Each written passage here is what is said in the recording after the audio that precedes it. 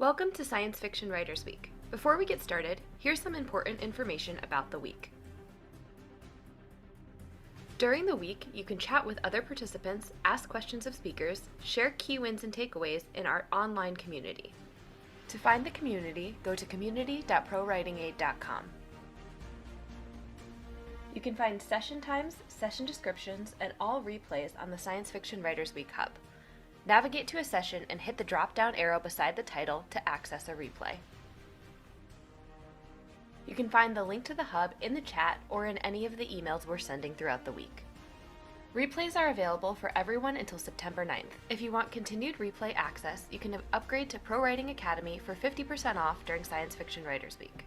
In addition to the software integrations and editing suggestions available to free and premium users, the Academy tier includes access to live training intensives led by best-selling authors, hundreds of on-demand video workshops and exercises, and weekly accountability check-ins, among other things.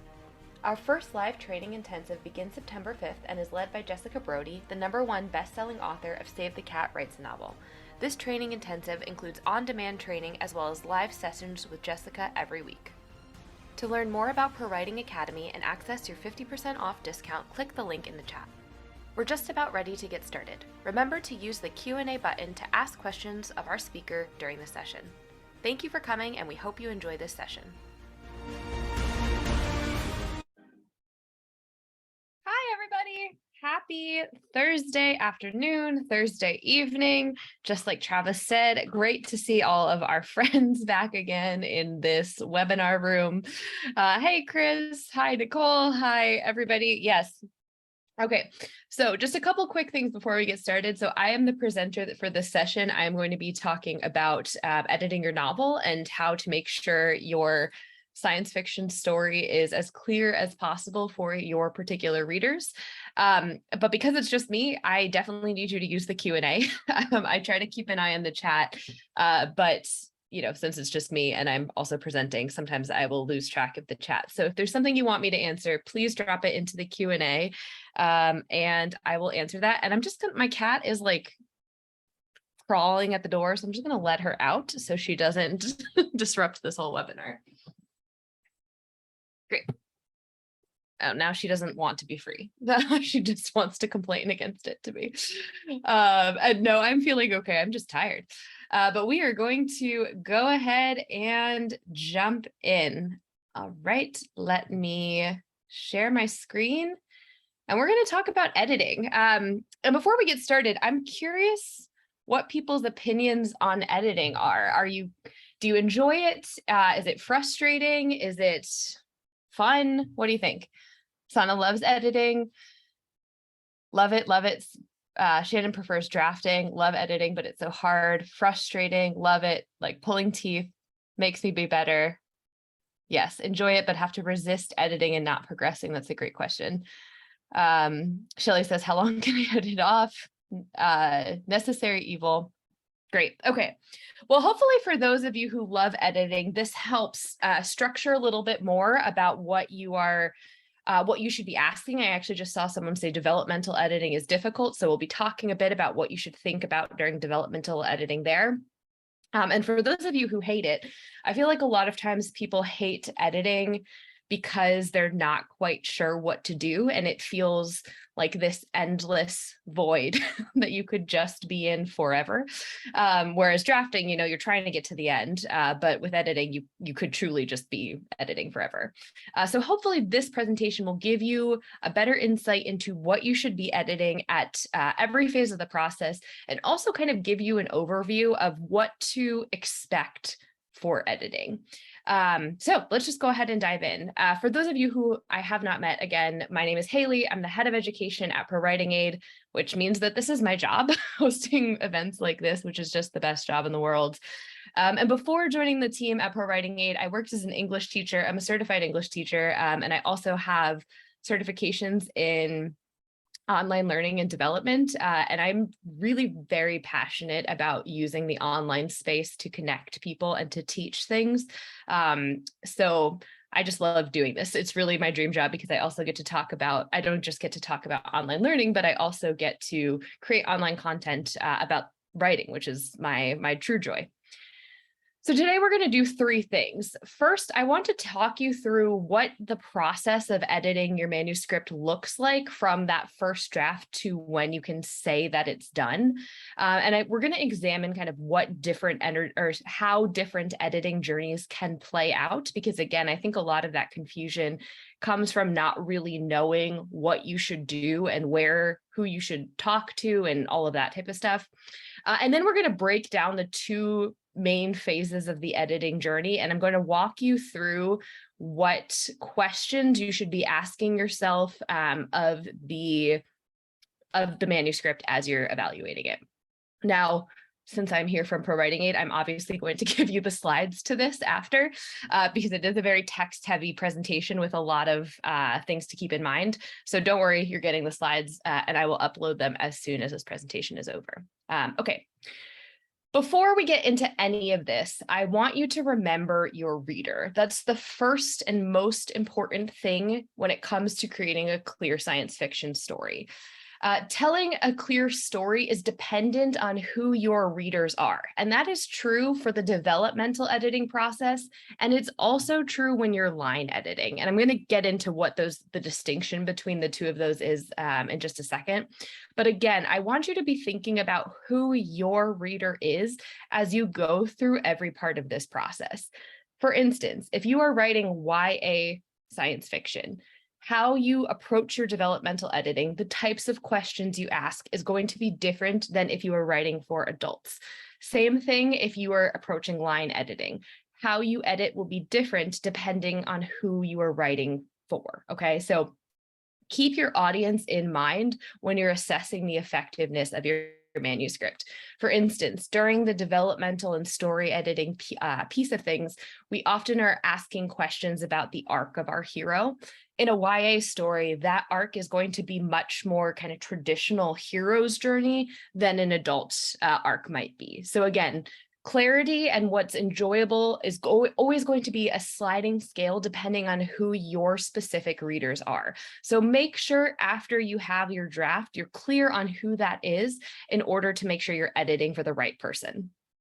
And again, before you begin the editing process, you need to understand who your reader is. So you answer the questions that I'm going to walk you through from your reader's point of view. Okay.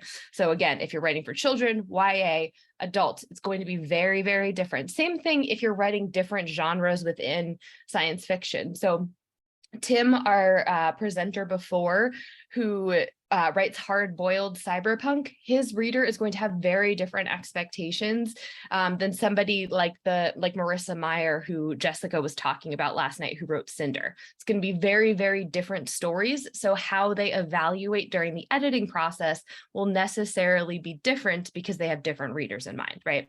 So it's not like we're always trying to come in here and every single author is trying to create a hero's journey arc for their character, or every single author is coming in here to make sure you've eliminated all complicated words. It's all going to depend on who you're writing for and what their tolerance for different parts are.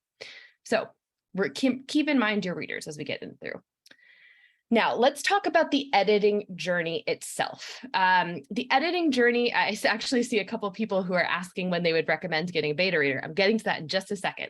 So I want to talk about the editing process itself. During this process, you're going to examine every single aspect of your story, from your plot, your characters, your settings, your word choice, your sentence structure, and more. Many writers, as we've already established, tend to dread this process because they're just not sure what to expect. They don't know when to start it. They don't know when to end it. They don't know who to bring in at what stage, and they can just keep getting stuck in this endless cycle of uncertainty. So here is one look at what an editing process could be. You finish your first draft, you type the end, you take yourself out to celebrate, you buy yourself something nice, you put your story in a drawer for a few weeks and you don't think about it. You finish your first draft. What you should do next is go through story editing. And again, I'm going to walk you through the questions for story editing shortly. But story editing is basically when you're going to go in and evaluate your story, your plot, your characters, your world, etc. You should typically do at least one round of story editing yourself And then it's time to bring in the beta readers and critique partners. Beta readers and critique partners are typically those who are going to give you feedback on the story. They might get into language as well, but that's a little bit more in an editor's territory. So beta readers are really there to, help you get feedback on your characters, your story, how things are moving around. But I recommend doing at least one round of story editing yourself before bringing a beta reader in. Then based on your beta readers, after that, you could go into line editing yourself. Again, we'll talk more in depth about these two darker green sections in just a second, but this is when you're going to look at your word choice, your sentence structure, how you're kind of crafting the language on the page. You might do a round of that line editing before you bring in a professional editor to really help, again, focus specifically on the line editing. Then you put it all together in a final draft. So this could be one sequence. However, the sequence can also look like this. That was kind of a very, very linear version of what this could look like. You might go back and forth between all of these different versions many, many times. So you could finish your first draft and do a story edit. Then you could decide to do another story edit. You could finish your first draft, do a story edit, send it to a beta reader, then decide to do another story edit yourself. You could decide, I don't want to show this to anybody. So you could go from first draft to story edit, just down to line editing, skipping beta readers because you're not ready for them. You could do first draft, story edit, line editing, then decide, you know what, I want to have clean prose before I give this back to the beta readers. So I'm going to do my first draft, then my story edit, then my line edit. Then I'm going to go to beta readers, then I'll go back to story editing, then I'll go to line editing. It's really up to you, but these are the typical phases that you'll go through. You'll draft, you'll look at the plot, character, setting, and world. And again, you're going to use beta readers and critique partners to really give you feedback on that, your plot, your story, your characters. You'll do line editing after you really have your story set. And then you will work with a professional editor or proofreader right before you get things, you get ready to kind of put your final draft into the world, whether that's querying or publishing. I think the most important thing to keep in mind about the editing process is that you should try your best to separate story editing from line editing. And that's because line editing is incredibly technical, and May clearly has a lot of opinions about line editing, but line editing is incredibly technical, and you're going to be very, very detailed about what you are looking for. And you don't really want to spend a lot of time line editing something that you might just get rid of in the story. So as much as possible, I recommend trying to make sure your story is as set as it can be. So that way, when you go in and you're going through sentence by sentence and word by word with a fine-tooth comb, you're not spending a bunch of time editing a character's scenes if you're eventually just going to cut that character out. So again, it's totally kind of recommended to separate those two stages into two separate stages, again, so that you're not just wasting your time. And I also want to add that while I've highlighted that you can use beta readers and professional editors in between each of these stages, you can also use software to support you in both story editing and line editing. So our partner Fictionary, who we work with a lot, does developmental editing and will help you look at plot points and pieces like that. And then obviously ProWriting Aid is designed to help with the line editing piece. So you might also add in an additional layer in here where you're working, by yourself through a particular type of edit, and then also where you're working through all of this with like a software as well. Knox, calm down. My pets, they've been sleeping all day and they've decided that right now is the time that they're going to just be truly wild. Okay. So again, the editing process, typically you want to break story editing and line editing into two distinct parts. And again, this is the typical progression I recommend, but you can go through and cycle through all of these different pieces at whatever point makes sense to you. Again, some writers prefer to work by themselves the entire time. So myself personally, when I'm working on fiction, I do story editing and line editing before I even go to show anything to a beta reader or a critique partner because I am very protective and very fragile, which, like Bethany Clift was saying earlier, I need to get a thicker skin for showing my fiction to people. But some people prefer to work by themselves the entire time. Some people also prefer to work with other people the entire time. So sometimes it's true that you are just not a good assessor of your own work. So you could jump right to working with beta readers before you go into story editing. That is totally fine. Also, some people like to use technology. So some folks like to use tools like Fictionary and Fictionary and Pro Writing Aid. Others do not. Some will go through just one round of this set of revisions before starting to pitch. Some will go through dozens, like Samantha was sharing earlier this week. So remember, it's about what is good for you. And the goal is to get your story into a place where you feel satisfied that you can do whatever is next with it, whether it's querying that or whether it's sending to, to be self-published. Now, I want to break down really quickly what each of the two main types of edits are, and then we're going to go into the specifics of each. So story editing is where you're going to look at your story. It's also known as developmental editing. This is when you're going to look at your plot, your characters, your world, and your story structure on the macro level. So do I have the different plot beats I need at the points that I need to have them in order for the story to move forward effectively?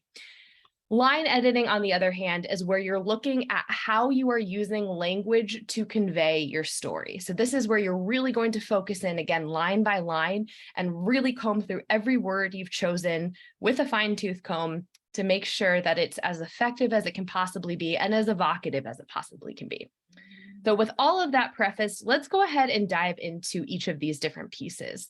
So this next section of the webinar, I'm going to walk you through the types of questions you should ask for both story editing and line editing in order to evaluate whether or not your manuscript is effective. And again, there's a lot of information in this, and I'm going to put the slides up after so you don't have to worry too much about scribbling. Okay, so story editing first. Story editing, as we said, looks at the strength of your story. You're going to evaluate your story's structure, plot or plots if you have subplots, your characters, again, both main and side characters, and then you're also going to look at your world to make sure you're telling a story that your readers will want to read. And again, as I said at the very beginning of this presentation, it's really important to know who your readers are when you are editing. During the drafting phase, as we've spoken about with a bunch of the different presenters this week, you're really trying to get the story out. You're trying to be true to what you want to tell.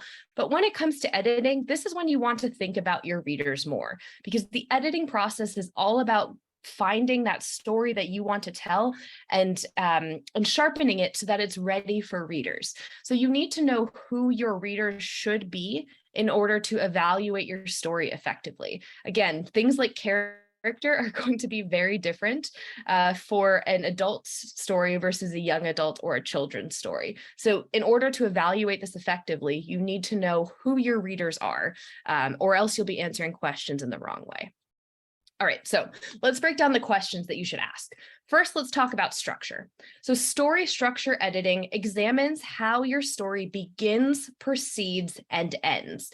Basically, your goal when looking at structure edits is to make sure you're telling the right story at the right time. So here are the questions you should ask yourself to know that. First, does my story have a solid structure? Is there a beginning, middle, and end? You don't need to use a 3-act structure or a 4-act structure or something like that, but you should be thinking about, does your story have a beginning, middle, and end? Are there clear events that are happening? Is there clear rising action? Are there those kind of key beats that most people expect, like an inciting incident, right? Is there a moment where the tension rises? Is there a falling action? Was your cat saved? Exactly, Chris. So you need to make sure your story has a solid structure. You also want to ask yourself if your story starts in the right place. And I think this is really important, particularly for people who build a lot of worlds, so fantasy and science fiction writers. Many times, fantasy and science fiction writers will start the story a bit too early. I've seen a number of people ask questions about prologues throughout this week. I've seen a number of people ask questions about how much information they're giving. And actually, in one of our previous Pro Writing Academy sessions, I was working with two authors. I don't know if either of you guys are on here right now, but I was working with two of them, and we were talking about the kind of info dumping backstory in one of their stories. And so she had started her story with a few pages of kind of background information that was far too much information that the reader did not actually need to have. So the story needed to start right in the action instead of with all of this world building at the beginning. So you need to ask yourself again, is my story starting in the right place? Is my reader going to be immediately hooked into the story? And then, can I add in world building or other things later that I need to? But this is a really important question. Again, it's a common mistake I see with sci-fi and fantasy writers, where they're typically some of us tend to info dump a bit too much before we jump in. So you also want to make sure you're revealing information in an engaging way. So just like we were talking about with Tim earlier, he goes back and he looks at his story to make sure he's setting up reveals where they should be, right? That there's not too many pages that go by without a reveal happening, without something exciting going on. It was kind of like we were talking about with Dungeons and Dragons, where he says, if it's getting too boring, have an orc kick in the door, right? You want to make sure you are revealing information in an engaging way that is propelling the reader forward. So these are the structural editing questions you should ask. Now let's get into plot. Plot is slightly different than structure, which is kind of looking at the overall construction of your story. Plot is going to look at the specific progression of events as they happen throughout your story. So what should we ask ourselves with plot? First, does my story have enough conflict? Again, all of these questions are going to be a bit subjective. You could do a very engaging and enjoyable character study where not a lot truly happens, but overall you want to make sure that there's conflict, again, to propel the story forward and to make sure your readers are interested in learning something. On the other hand, you also want to look at tension, and conflict and tension are two different things. And we actually have a course in Pro Writing Academy all about the differences between conflict and tension, but you want to make sure that there's also tension between characters, there's tension between moments. It's not just fights, but it's the buildup to the fight where you're worried who's going to achieve their goal. There could be also tension internally. Are your characters feeling like they might not succeed? So we're not just, constantly fighting external forces, but we're also looking internally. This can also, conflict and tension can also be how we develop different types of internal versus external conflicts. So a lot of times external conflicts like person versus nature or person versus person are conflict, whereas internal struggles create that tension. So when a person or a character is fighting against themselves and their own worst tendencies, that can often contribute to tension. So you need typically to have both in order for the story to be as effective as possible. So both conflict and tension.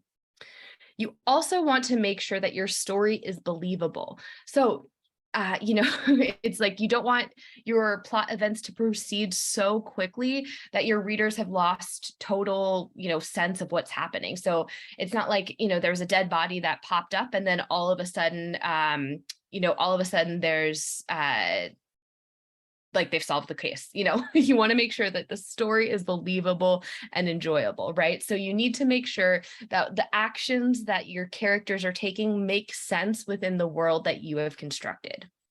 You also want to make sure there's enough at stake. And I want to highlight here that we're saying enough in each of these three. Enough does not mean, enough is kind of that like Goldilocks between just too much and too little. We want to have enough conflict, enough tension, and enough at stake. I'm not saying that we need to throw in a war scene every other scene or anything like that. Or, if you're writing something about some type of mystery, like a dead body every other scene, what you're needing to make sure is that there is enough there to propel the story forward, but not too much that it becomes overwhelming for your readers as well. So thinking through, do you have enough conflict? Do you have enough tension? And is there enough at stake to make sure that, again, your readers are invested in the progression of your characters? Now, at this point, you also should be evaluating your subplots. So you'll be looking at your main plot, but then you also want to come into your subplots and side characters, which I'll discuss in just a second, to make sure that they're serving the story and moving things forward. During this phase, you might cut off entire subplots or side characters because they're just not serving the story and they're not propelling it forward. You could, take those and put them in a drawer for something in the future, or you might decide to rework those, but really be open to examining your subplots and seeing if they're actually serving the story itself. The other thing you'll be looking for when you're doing this story editing is character editing. So character editing is when you examine the arcs of your main character or characters, and then also when you're examining the effectiveness of your side characters. So you need to examine both. And again, depending on what type of reader you have, the arc of your main character might look particularly different. And then the challenges that they face is typically going to look different as well, too. So with a young adult, again, many young adult characters go on a pretty similar hero's journey, whereas adult characters might be dealing with more difficult themes and might be a bit more on the morally gray side. So considering your arc really means that you need to know what your readers are expecting and what they'll find satisfying in there as well. So here are some questions that you should be asking yourself when character editing. First, does your hero have clear goals and believable motivations? Again, believable is believable within the structure of the world that you have created, right? Obviously, we're going to ask our readers to do some forms of escapism and engage with content and worlds that they have not seen before, but your hero needs to have clear goals and believable motivations from within that world. You also want to make sure that your hero has a complete and compelling backstory, which ties into those clear and believable motivations. Now, you don't always need to have every bit of the complete and compelling backstory on the page, but you need to make sure you've given enough of that so that those goals and motivations are believable. Oftentimes, again, that's going to make the difference between understanding why a character does something and not understanding why they do something. You also want to be asking, is your hero unique and complex? Nobody wants to read a Mary Sue character that is just, completely flat. It has no flaws and just like moving out, throughout the world. You want to have a unique and complex hero. Your hero should be flawed. They should have some flaws that are informing how they undertake action against their antagonists, and also informing their relationships with the characters around them. I often use the example of Katniss in the Hunger Games. Katniss is one of the people who, she is obviously facing a really big external foe in the Capitol, but she's also got internal flaws. She doesn't trust people. She often works alone. And so she has to overcome that in order to actually take down the Capitol, right? She needs to learn to rely on people and work with them in the first story to win the games, and then throughout the remainder of the trilogy, right? So you need to have unique, complex heroes and ask yourself, do they have flaws? Are those flaws influencing how they interact with the world? Your hero should also transform. And again, the degree of transformation is going to change a bit depending on what type of story you're writing. Like we were talking about earlier with Tim, hard-boiled characters are not always going to transform as much as a character that is going on a particular hero's journey arc. So do keep in mind the expectations of your readers for your particular genre and your particular age group. But overall, there should be some type of transformation, even if that transformation is just, knowing into or not knowing into knowing, right? So a hard-boiled detective character could start the story just not knowing who the murderer is, and then, learning, right? Like there are like different types of transformation arcs that can happen. And again, the depth of that transformation arc is going to be determined by specifically the genre of story you're going to tell, and then also who you're writing. I highly recommend Save the Cat is really helpful for this.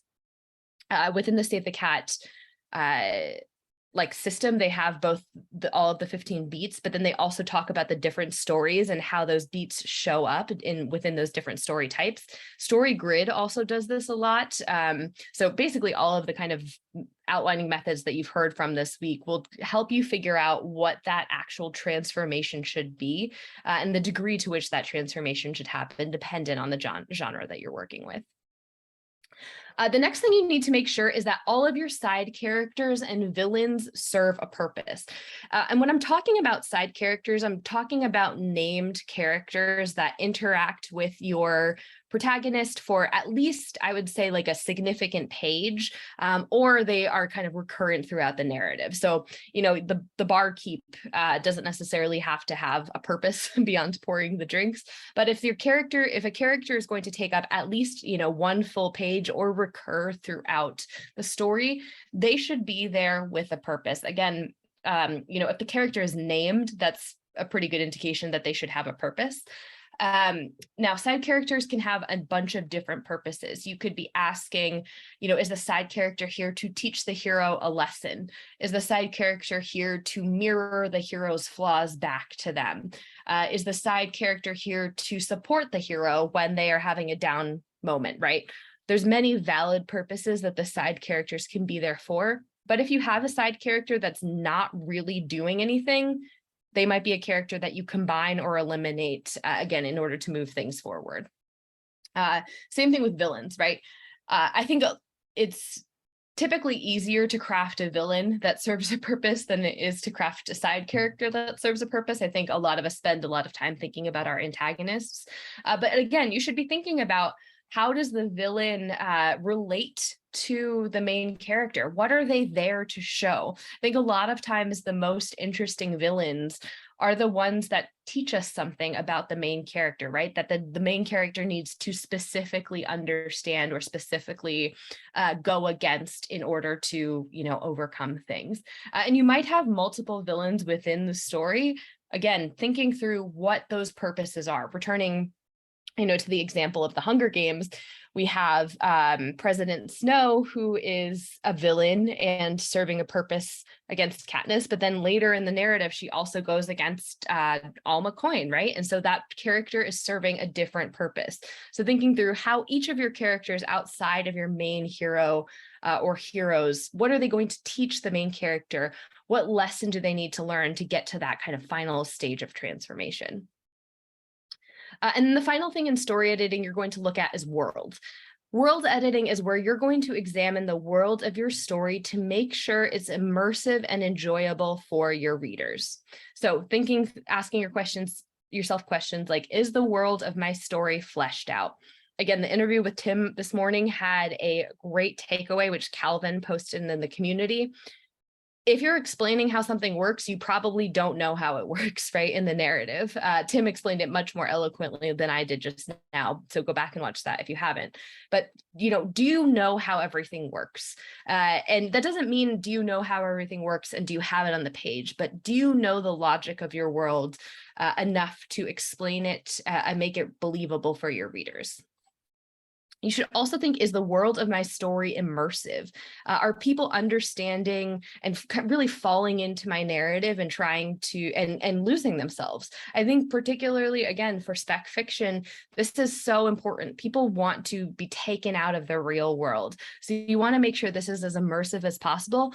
And there's not incongruencies. I think sometimes even things like word choice can take readers out of it. So if you are writing, a story where people are on different planets and there's no interaction with Earth, and they're on TikTok, like that might take people out of it, right? Because why would that exist on that world? So finding those places where you're, removing your readers from the immersion can really help, again, to make that story something that the readers sink into and really enjoy.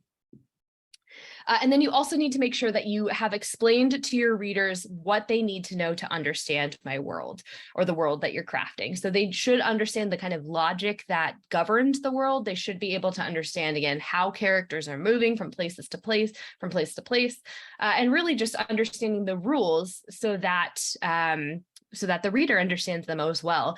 This is why a lot of authors have, particularly of like low fantasy or, soft science fiction, often have like a character who's newer to the world. I feel like Harry from Harry Potter is kind of like a great example of this. He's new to the magical world, so it's okay for a lot of the characters to explain to him how things work because he's new to the world, right? That we learn alongside with him. And that's why oftentimes these kind of newer characters, particularly again in YA or children's fiction, are dropped in because they're almost stand-ins for the reader for understanding how the world works. But you need to make sure that you're explaining to your readers what they need to know to understand your world. And again, this is going to be on a sliding scale depending on who your readers are. Older readers and adults might be more willing to just come in and figure it out as they go, whereas other readers might want things to be spelled out more. So while you're story editing, I recommend trying to remain focused on these big picture questions related to plot, structure, story, and character, and world, rather than focusing on language. So come back to the language in a separate stage. Again, like I mentioned, I typically recommend doing your first draft, completing a story edit. You can send to beta readers, but once you feel confident with the story, then go to line editing. It's so tempting to line edit as you go, and I'm sure you'll do some of that, but I really recommend taking them in two separate stages. Okay, so what do we do during line editing? Line editing is going to look at the strength of your language. Here you're asking yourself, am I setting up my stories in a way that conveys the meaning? So I've got this great story, I've got these amazing characters, this really immersive world. Now is my language doing the job of getting my readers into that world? So your job during this section is to make sure that your word choice and sentence structure enable your readers to engage. And again, keep in mind who your readers are. Oftentimes you need to write for lower than your reader's actual reading level. So if you're writing for adults, you're writing at like an 8th or 9th grade level. If you're writing for young adults, you're definitely going to be writing at like 5th, 6th, 7th grade reading level. So again, really hone into who your readers are and what their expectations are to make sure that you are line editing effectively. Okay, so dialogue, that's the first thing you should look at. Dialogue is not different than structure. I did not change that. But dialogue questions are going to be where you ask questions like, is my dialogue compelling? Does it sound realistic? Is it there to just info dump? It shouldn't be, right? You should be having conversations to move stories forward, right? You also, at this point, want to be asking yourself, am I using too many dialogue tags? Dialogue tags are words like said, asked, questioned, yelled. Basically, they're like the signposts that say who's speaking, and it's really common to overuse these. You should really only use them if as like a signpost. So like if you're on a road, you don't see a street sign every 2 seconds. You see a street sign when the road changes, so you know which way to go. That's what a dialogue tag should be, right? Dialogue tag should only be there when it's not immediately identifiable who is speaking. You also want to avoid using non-standard dialogue tags. So as much as possible, try to stick to said and asked. Stick with said and asked because a tag is, again, basically there just to tell the perspective has shifted or who's speaking has shifted. The dialogue itself should do the work of explaining how a character is feeling. So you shouldn't need to rely on a dialogue tag like screamed to get across that a character is angry.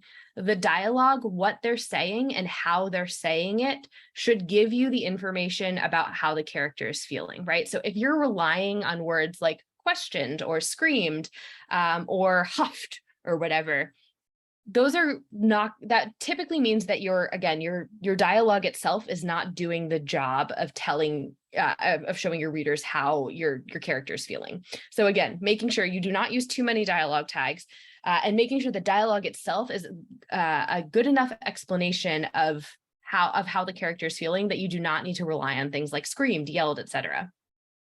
Same thing with adverbs. You don't want to say said angrily. You don't want to say like smiled happily or like, huffed frustratedly, right? Again, the dialogue itself should be enough to understand how the character is feeling. If it's not, the work is not for the dialogue tag or the adverb, the word is for the dialogue, right? You need to make sure that if you are having dialogue, the dialogue is doing the job of explaining. You're not relying on the tags or the adverbs. If you are, your dialogue is not strong enough, okay? So focus on your dialogue to make sure the rest is useful. Is my dialogue unrealistic because it's A, info dumping, B, too on the nose, or C, unnatural?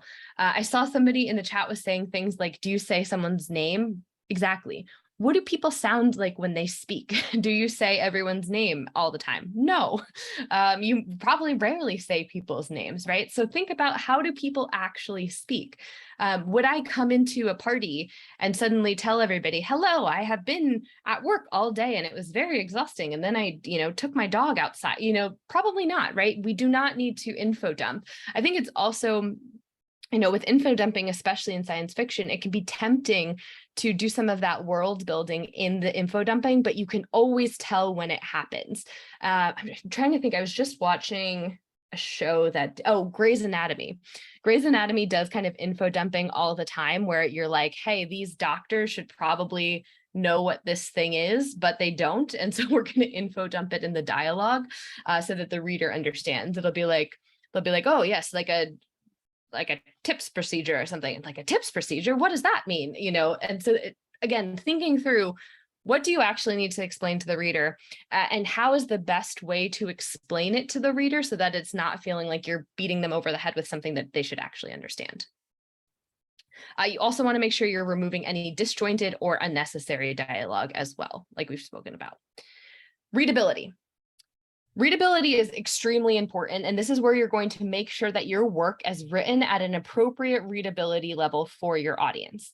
Again, readability is going to be determined based on who you are writing for, but I highly recommend putting your work through a readability score calculator to make sure it's at an appropriate readability level for your audience.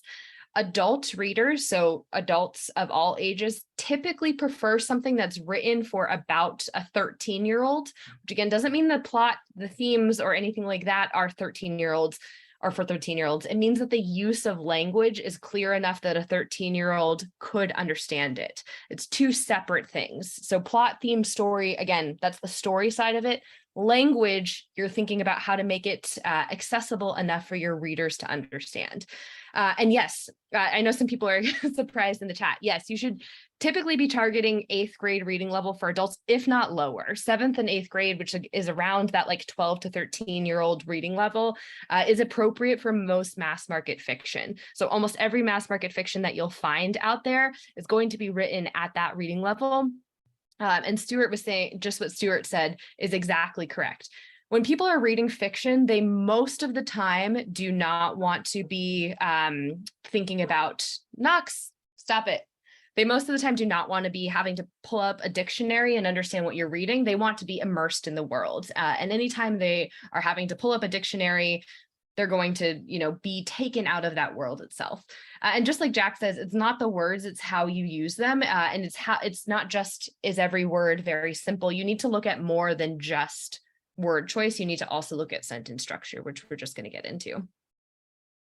So some of the things that you can think about when looking at readability are first, passive voice. So passive voice is when you have set the object of your sentence before the subject. So something like, the dog was walked by Haley, or Knox was walked by Haley. That is a passive sentence construction. It should be Haley walks Knox.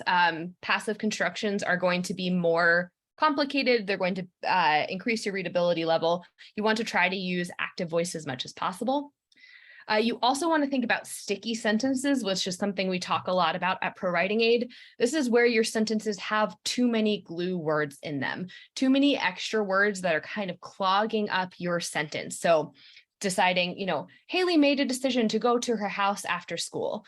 I could say that as Haley decided to go home after school. Faster, clearer, to the point. So again, when you're looking at readability, you want to look at, have I overstuffed sentences? Do I have any overly long sentences where I can cut them down and make the sentence more effective? Another thing is too many long sentences in a row, right? So If you have too many long sentences in a row, it's going to end up being exhausting for your reader. Again, something we were talking about with Tim earlier. And you might want to look at varying the pacing so it's not quite as exhausting. That's something you can be thinking about with readability. Repetitive sentence structure also gets in the way of readability. So if you start every single sentence with the same word or the same several words, it's going to get in the way of readability because it's going to set off this echo in your reader's head that they just heard this, right? It's going to get in their way of moving forward with the language because they're going to be confused. You might also ask, are you overusing purple prose? Are you describing things too overwhelmingly? That's going to, again, get in the way of your reader's understanding. Next, we're going to look specifically at word choice. So readability is often about sentence structure, how you're using passive voice, whether or not you have, used too many long sentences. Word choice is now down to obviously every single word. So you want to think, have I used any overused words? So overused words are words that too many people use. So a good example is a word like very. Very is often overused. What is another one? Another, like, words like incredible, or things that just really don't have any meaning because they have been used so many times. That is another great example. Really coming in and understanding, have I used too many of those overused words? Can I remove them? You also want to see, do you have any echoes or repeats? Again, echoes and repeats can really take the reader out of something. Echoes can be, when you're using the same word or phrase multiple times within a page. For those of you who are at Fantasy Week, I wonder, was anyone at Fantasy Week? Did they remember the overused or the echoes or repeats words that we were talking about? It became a whole thing. I wonder if anyone was. Casey, do you remember what it was? Or not, but we gave us, yes, Anna has it, orbs. So we were talking about how authors often will use, like in fantasy, they'll talk about like orbs as opposed to like eyes. Like they'll be like, oh, their orbs were like glistening in the world or whatever. And then how overusing a word like that or repeating it can really just get in the way of someone's understanding. I still can't look at the word orb after that, and that was in February. But anyway, all of that being said, you need to think about your word choice. You need to think, are you overusing words like orbs? Are you overusing any of these phrases that are just going to kind of get in the way of your readers and really just set off that feeling in their mind of like, oh no, the orbs again, just like Edwin is saying, I don't want to hear about the orbs again. It becomes, something that again takes your reader out of that immersive experience. You also want to think about redundant phrases. So something like, the sun was bright and brilliant. It's pretty redundant. We don't necessarily need to say that. We're not giving anything new by having that 3-word phrase that just one word would have. So look, are you using redundant phrases? Also, are you using cliches that are ineffective or getting in the way of your reader's understanding? Are you using vague or unspecific words? So the sunset was beautiful. Could mean anything. Beautiful is subjective. It means something different to every single person. Again, do you need to use it? Probably not. So how can you come up with something that's more specific to what you're actually trying to say, painting a picture that your readers will truly understand?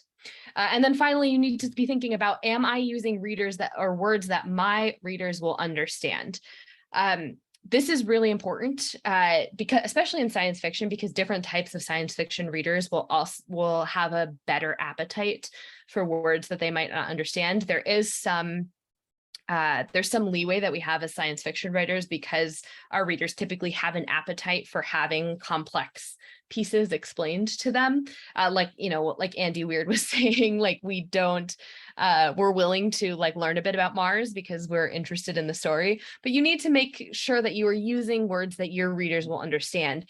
Andy's writing for adults. If he was writing that for kids, it would be a very different story, right? So think about who your kids are, or who your kids are. Think about who your readers are and what they will understand when you're coming up with this. Now, as a couple people have said, it can be really useful to undertake these line editing questions with the support of a software like ProWritingAid, because we are often not aware of our own bad writing habits. We might use orbs 30 times in the page and not recognize it. I tend to be really redundant, and so ProWritingAid catches my redundancy all of the time. Things like readability are impossible to tell without an actual software telling you what the readability is. So having a software run and formulate that is good, because then you'll be able to give more information. So again, I highly recommend using software for the line editing process. You can do some of it by yourself. And of course, there are free versions of ProWritingAid if you can't afford or don't want to spend money on something, but you really can work with a software like ProWritingAid, and it truly does make line editing specifically so much better because it'll just find all of these things exactly for you. Okay, so we've got about 10 minutes left and I'm going to get into questions, but just as a recap, today we talked about a lot of things. First, what that editing process looks like and where you should kind of stick in other people, and how those kind of different editing journeys can play out. We also talked through a bunch of different questions you should ask yourself at the story editing and at the line editing parts of your journey, and kind of how you can, again, effectively understand that. A lot of the things we talked about today are covered in different courses within ProWriting Academy. So like conflict and tension, we did a really fun like challenge on that you can access on demand, that goes deeply into conflict and challenge and how to make it more effective within your story. We obviously have lots of editing stuff in there. What else have we talked about? We have a whole thing on characterization, a whole thing on world building.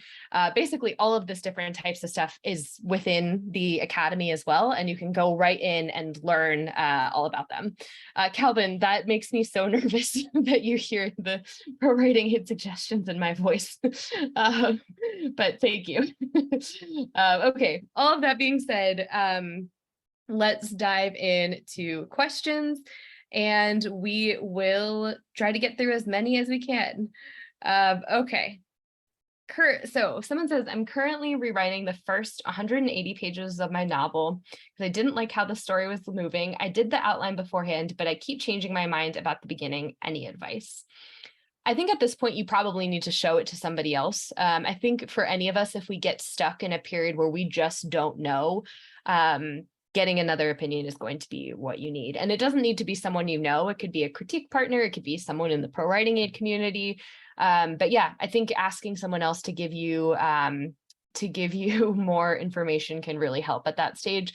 Or you could also, Jean was saying, look at something like Fictionary if you're really nervous about sharing it to people. That could also help you decide whether or not your story is progressing the right way. I covered when you would recommend getting a beta reader. So I typically recommend after you've done at least one story edit, though you could do between one story edit and line edit as well, depending on your process. Can beta readers or critique partners be anyone in your entourage? I think that you should try to find beta readers and critique partners that are familiar with your genre as much as possible. Most of us will like to share our stories with loved ones, but if they are not widely read in our genre, they might give feedback that's not as effective. So I would try to find at least one beta reader or critique partner who is familiar with and likes the type of story that you're trying to tell. And that again goes from everything from the genre of the story to the age group as well. So if you are writing for young adults, you should find somebody who reads a lot of YA, who reads YA in your particular genre. And like Althea is saying in the chat, even somebody who is a young adult too. YA is challenging because a lot of adults read YA too, but again, try to find people who read what you're reading a lot. And that is not just, oh, they read a lot of books. They should be people who read a lot of your types of books.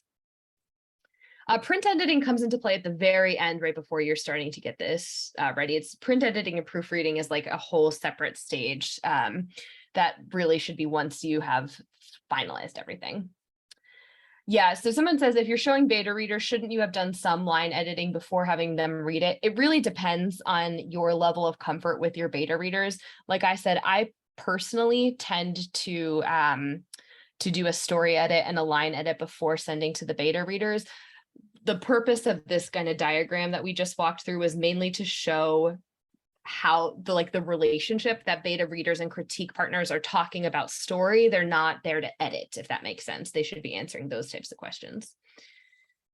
Yes. So Joe asks, is the story editing process the part that is most amenable to application of tools like Save the Cat? Yes, or Inside Outline. Yes, exactly, Joe. Save the Cat, Inside Outline, StoryGrid, all of those are story editing tools. Fictionary is a story editing tool. Those are all looking at plot, character setting, worlds. A tool like Pro Writing Aid is looking at line editing. When do you think a prologue is appropriate to use? I think a prologue is appropriate to use when it's giving information that's going to tie into the rest of the narrative in a particular way that helps the reader move forward. So I don't think a prologue should be used particularly like for info dumping about the world. I think it should be used when we want to set some type of boundaries or plant a seed in our readers' minds. Again, I use Six of Crows and Crooked Kingdom all the time because I think Leigh Bardugo is a genius. She has 2 prologues, one for each of them. And both prologues are characters that are not part of the main narrative, but they're telling something about the world and setting up the conflict that's going to happen next. That is really helpful for the reader to understand, right? And it sets off this like, oh, I think I remember that. So think about, again, is this something that is necessary to my reader's understanding of the story? All right. Okay, how do you know if you have too many subplots? It's a really good question. I think you want to make sure that your subplots are not distracting from the overall narrative of the story. Some of this can be achieved by understanding who your readers are and the typical length of a story that your readers will read. So again, if you are sitting at 700 words, and you're writing YA and your name isn't like Sarah Moss, you're probably not going to be able to get away with a 700 word story or 700 page story. So that tells you that you might be you might need to take out subplots because you're getting too far away from the main story. I also think you want to look at the pacing of those main plot beats. And if subplots are getting in the way of main plot beats, again, they could be very distracting for the reader. So making sure that you're coming up to the plot points that you need at those points is the best way to understand subplots. And then again, beta readers or critique partners can really help for that as well. Okay. Sorry, there's so many questions. We're not gonna be able to get to all of them. What about tropes? Sometimes we think we have something so original and then you find out it isn't. I think tropes are great, quite frankly. Tropes are tropes for a reason. I think it's like I think readers want to be satisfied, quite frankly, and tropes can be really satisfying. I think maybe it was Jessica who was talking about how like a romance story always ends with a happy ending. That's fine. Like a great romance story is going to have that happy ending, but you're going to have that tension to get there. And it's really, I think tropes are really wonderful. And you want to make sure that you're using them smart. You want to make sure that you are, subverting them in different places, but there are tons of tropes that are out there that readers, again, really, really enjoy. And they're tropes for a reason. And tropes are not as, just everything like, grumpy sunshine or like, whatever, but tropes can be from anything from like Chekhov's gun, like that's a trope. There's all this different kind of stuff that it's almost like the idea that like everything under the sun has been written in some form or another. It's more about how you write it that I think is where the true originality comes in. And if you are worried too much about avoiding all tropes, you'll probably struggle a lot. Okay, let's see. Norman asks, does Pro Writing Academy organize critique groups or beta readers within the members? Yes, so we have done critiquing. Was Daryl part of this? I'm trying to think if there was anyone here. Or is Susan here? Yeah, short story, yes. We did a whole critiquing critiquing session last year where basically we paired everybody up and everybody got one critique from me on their work and then one critique from a partner. And then they also critiqued the partner's work. It was really, really helpful. And people were really great. And we'll do that again. And then we also do writing like events every week. So there's a lot of ways to talk to people in there. And again, link is in the chat if you want to join. Okay, I can do one more. Let me just try to see if there's one that is effective for everybody. Oh my gosh, these are such good questions. Oh, okay. So someone says, do you have suggestions for using non-visual cues and descriptions? Many non-visual readers appreciate having texture, scent, sound, and taste descriptions. Yes, my first suggestion is that you should do it. Most of us, again, tend to lean really heavily into visual descriptions of things. We use sight words, but for a world to truly be immersive, you want to make sure that you are using words that describe all of your senses. So actually my best tip for this is to use the ProWritingAid sensory report. The sensory report runs through your manuscript and looks at all of your sense words and gives you a breakdown of your percentages. So it can be really helpful to see, hey, I'm leaning way too heavily on sight. I haven't used taste at all. And it's just really helpful. Okay. That is all that I have time for. Thank you all so much. I was worried this presentation would be too short, but we could clearly be here for a million more years. Again, please feel free to join me in ProWriting Academy. You'll see, if you like me, you'll see a lot of me in there. We do workshops all the time that are really, really fun and go through a lot of the different content that we have. And again, most of the stuff that we have done challenges and have content in there already. And then obviously you have someone like Jessica, who is so amazing and who will be leading a session starting, the content starts releasing September 5th, and then her live sessions start September 12th. What else was I going to say? Oh, if you have more questions that I haven't answered, please email hello, HELLO, like hi, hello@prowritingaid.com, and just say like, hey, Haley, I have this question for you, either about Academy or something else. I'm happy to answer. And I will get the replays up as soon as I can, but I am going to go to bed after this. So thank you all so much for joining. And I hope you enjoyed the session with Sue later, and I will catch you all tomorrow. Bye, everybody.